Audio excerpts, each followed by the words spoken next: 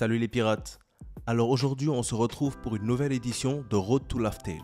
Cette fois on va parler du volume 1 qui donne des détails sur Roger, Laugh Tale, les poneglyphes, God Valley ainsi que Xebec et Barbe Noire.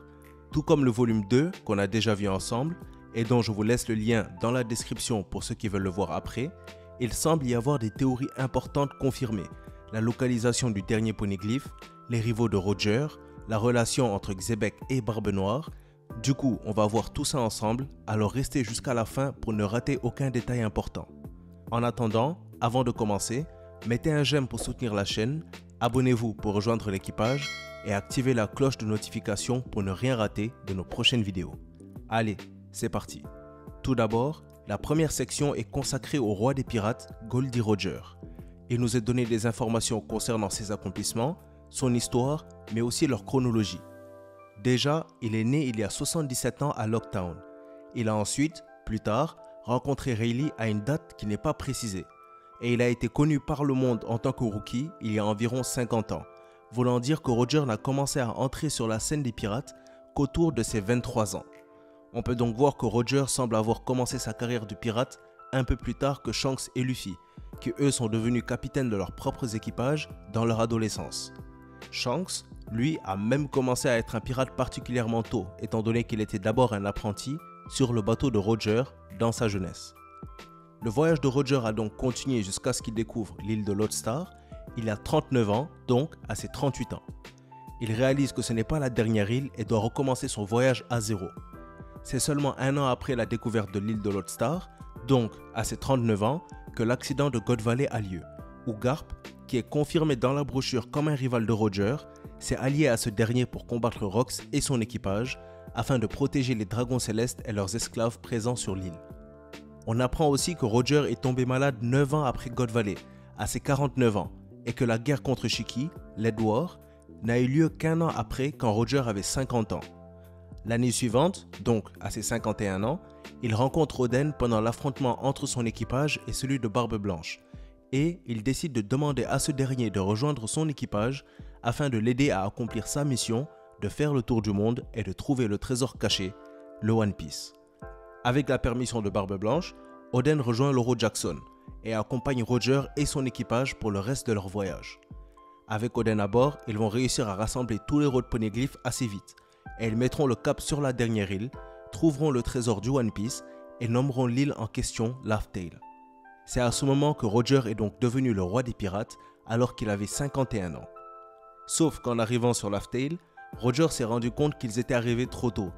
N'ayant pas beaucoup de temps devant lui à cause de sa maladie, il ira faire son tour d'adieu, pour ensuite se rendre volontairement à la marine afin d'être exécuté à ses 53 ans, il y a donc exactement 24 ans. Lors de son exécution, il prononça les paroles légendaires confirmant l'existence de son trésor et créant ainsi la grande ère de la piraterie. Une vie légendaire pour un pirate légendaire. Mais il y a encore plus intéressant, c'est la partie sur les mystères de Roger, qui inclut Shanks, Portgas dit Rouge et son vrai rêve. Quel est le véritable rêve de Roger? On sait qu'il est le même que celui de Luffy, mais ce rêve n'a jamais jusqu'à présent été formulé clairement. Selon moi, c'est tout simplement le plus grand banquet de l'histoire, ou la plus grande fête de l'histoire, invitant toutes les races du monde, leur permettant de manger, danser et chanter en toute liberté, tous unis en une pièce, One Piece. Donc, dites-moi ce que vous pensez sur la question. Quel est le vrai rêve de Roger et de Luffy selon vous? Un autre mystère est quelles sont les paroles que Roger a dit à Shanks lors de leur rencontre après la découverte de Laugh Tale. Pourquoi est-ce que Shanks pleurait à ce moment-là? Encore une fois, je pense que ces paroles sont les éléments qui ont guidé Shanks à ne pas chercher le titre de roi des pirates. Je pense que Roger a dû lui dire qu'aucun d'entre eux n'est destiné à être le roi. Il lui a peut-être dit que ce trésor n'est pas pour eux, mais pour quelqu'un qui viendrait plus tard. Faisant donc pleurer Shanks, qui aurait réalisé que son capitaine n'aura pas pu complètement accomplir son rêve et que lui non plus ne pourra pas le faire. Mais je ferai une vidéo plus en profondeur sur le sujet. Il existe un dernier mystère aussi, sa relation avec Portgas dit Rouge. Apparemment, sa lame, Ace, dont le nom a été donné à son fils, aurait un rapport plus profond avec Rouge. Est-ce qu'elle serait celle qui a donné à Roger son épée? Ou est-ce que c'est avec cette épée que Roger aurait pu sauver Portgas dit Rouge? Et ce serait là que l'histoire entre Rouge et Roger aurait commencé? Je pense que ça serait intéressant pour l'auteur de nous raconter cette histoire parce qu'apparemment ça a l'air d'être d'une importance capitale.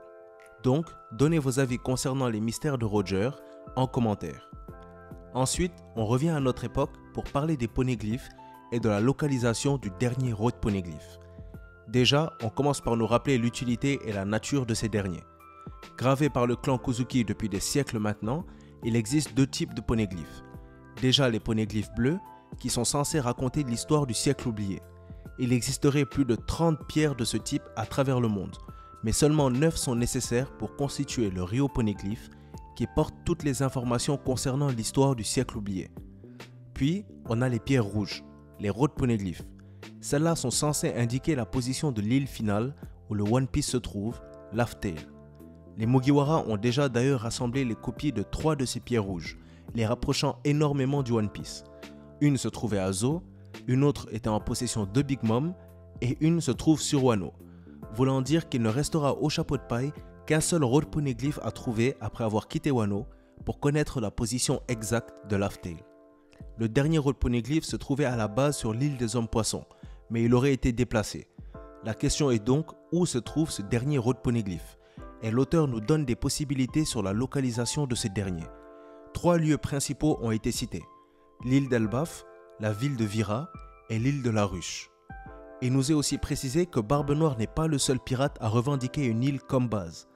Donc, un des lieux cités est probablement occupé par un pirate, et oui, vous l'avez deviné, étant donné que Vira est une ville occupée par les révolutionnaires, c'est clairement une référence à Elbaf. Et qui dit Elbaf, dit culture viking, et qui dit culture viking, dit Shanks. Je pense que c'est l'auteur qui nous fait un clin d'œil pour nous confirmer qu'Elbaf est probablement le territoire d'un autre empereur. Et étant donné qu'on connaît ceux de Big Mom, Kaido et Barbe Noire, Shanks est sûrement celui basé à Elbaf. Maintenant, est-ce que le dernier poneglyphe s'y trouve? Personnellement, je pense que oui. Il faut remarquer que comme par hasard, la plupart des road poneglyphs se trouvent dans une nation qui est liée au siècle oublié. Zou, Wano et l'île des Hommes-Poissons étaient les 3 localisations initiales des road poneglyphs. Celui de Big Mom a d'ailleurs probablement été dérobé, donc se trouvait sûrement à un autre endroit avant. Celui sur l'île des Hommes-Poissons a aussi été déplacé, et je pense même que c'est Shanks qui est à l'origine de ça. Il connaît l'importance des road poneglyphs de son voyage avec Roger, et comme tous les pirates rentrant dans le Nouveau Monde doivent passer par l'île des Hommes-Poissons, il aurait décidé de déplacer le poneglyph afin d'en être le gardien pour empêcher quiconque qu'il pense indigne d'être Joy Boy de trouver le One Piece. Il aurait alors installé sur Elbaf son territoire, qui est probablement lui aussi lié au siècle oublié comme Wano, Zou et l'île des Hommes-Poissons. Mais ça aussi, une vidéo sur le sujet sortira bientôt, donc on en parlera en profondeur à ce moment-là. Il nous est quand même donné plusieurs autres lieux non visités encore, comme l'île de Risky Red, celle de Raijin, l'île d'Hysteria et plusieurs autres îles que les Mugiwara pourraient visiter dans le futur. Aussi, je pense pas qu'un road poneglyph pourrait se trouver sur l'île de Barbe Noire, parce que la ruche est considérée comme le paradis des pirates. Elle est connue de tous, et en plus, Kaido et Big Mom étant des ex-pirates de Rocks, ils connaissent bien cette île. Si un road poneglyph s'y trouvait, ils en auraient sûrement eu vent et s'en seraient déjà emparés. Après tout, Barbe Noire n'a fait de la ruche son territoire que depuis 2 ans, et l'île était sûrement non annexée depuis l'anéantissement des Rocks. Donc, ils auraient eu bien assez de temps pour s'emparer de ce road poneglyph. Mais bon, on verra ce qu'Oda nous réserve par rapport à la localisation du dernier road poneglyph. La dernière partie de la brochure est sur le pirate le plus dangereux de l'histoire, Rox Dixebeck. Dans cette partie, des informations sont données sur Rox, son équipage, ainsi que sa possible relation avec Barbe Noire. Confirmé une nouvelle fois comme le plus fort adversaire de Roger, Rox était un odieux pirate de renom, ayant brisé tellement de tabous que son nom a dû être effacé de l'histoire, et pour couronner le tout, il avait l'ambition folle de devenir le roi du monde. Il est dit sur lui que son équipage a été formé il y a 44 ans sur l'île de la Ruche, et que Kaido a rejoint l'équipage cette année également, et que même s'il n'était qu'un apprenti, il restait l'une des forces dominantes de l'équipage.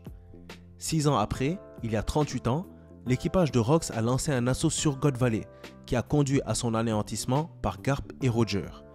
Et c'est après cet accident que le nom de God Valley a été effacé de l'histoire et n'est plus jamais apparu sur une carte. La façon dont cela est mentionné fait penser que l'île existe toujours, mais que son existence a tout simplement été cachée au monde. Donc, Pourquoi l'île de God Valley était si importante? Qu'est-ce qui s'y cachait? J'attends vos théories là-dessus. Après la défaite de l'équipage des Rocks à God Valley et la disparition de leur capitaine, les pirates restants des Rocks ont tous créé un nom pour eux-mêmes. Barbe Blanche, Big Mom et Kaido sont tous devenus des empereurs. Et en ce qui concerne Shiki, on assume que c'était le cas aussi pour lui, mais l'auteur ne le confirme pas encore. On nous parle aussi des relations entre les vestiges des Rocks, précisément celles de Kaido et Big Mom, qui sont décrits comme semblables à l'eau et l'huile depuis plusieurs années, même si ils ont mis leurs différents deux côtés pour former une alliance à Wano. Il est notamment dit que le fruit de Kaido semble aussi avoir un lien avec son passé avec Big Mom, mais aussi avec ce qui s'est passé à God Valley. L'auteur a donc volontairement omis ce secret du flashback de Kaido pendant sa bataille contre Luffy, donc je suis pressé de le voir le révéler. Sûrement ça sera lorsqu'on aura un flashback de la bataille de God Valley, ce qui serait vraiment incroyable. D'autres membres de l'ancien équipage des Rocks sont également brièvement mentionnés, comme Captain John, Hache d'Argent et Wang Zi. Mais la partie la plus importante de cette section est la dernière partie sur Barbe Noire et Rocks, et semble clairement impliquer qu'une relation plus profonde existe entre Teach et ce dernier. Il est notamment écrit dans cette partie que les desseins de Rocks menaceraient toujours le monde, probablement à travers Barbe Noire qui porterait sa volonté. Le nom du navire de Barbe Noire, le sabre de Xebec, ne serait donc pas pour rien et même serait indicatif de la relation entre Barbe Noire et Xebec, sans compter le fait qu'il décide d'avoir comme fief le lieu où les Rocks ont été créés. Mais qu'est-ce qu'il est pour lui? Est-ce que Rocks le connaît personnellement? Pourquoi est-ce que Barbe Noire porte sa volonté? Leur connexion sera sûrement bientôt dévoilée, alors donnez vos avis sur la question. C'est là que la partie importante de la brochure se termine, le reste n'étant que des designs originaux de certains personnages. Du coup, on fera des vidéos plus profondes sur tous ces sujets individuellement, donc ne vous inquiétez pas. Shanks est le dernier Road Poneglyph, Barbe Noire et Xebec, l'arc Elbaf, les mystères concernant Roger, on parlera de tout ça ensemble. En attendant, dites-moi ce que vous avez pensé de la vidéo, quels sont les secrets de Roger, où se trouve le dernier Road Poneglyph, quelle sera la prochaine destination des Mugiwara, comment est-ce que Kaido a obtenu son fruit et quelle est la connexion entre Xebec et Teach. Donnez vos avis en commentaire qu'on en débatte.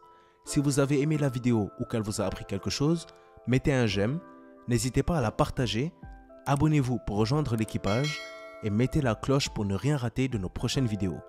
N'oubliez pas, si on s'est croisé aujourd'hui, c'est le destin qui l'a voulu. La vidéo touche donc à sa fin, merci d'avoir suivi. C'était Mangamonde et comme d'habitude, c'était un plaisir de faire cette vidéo pour vous. A bientôt les pirates.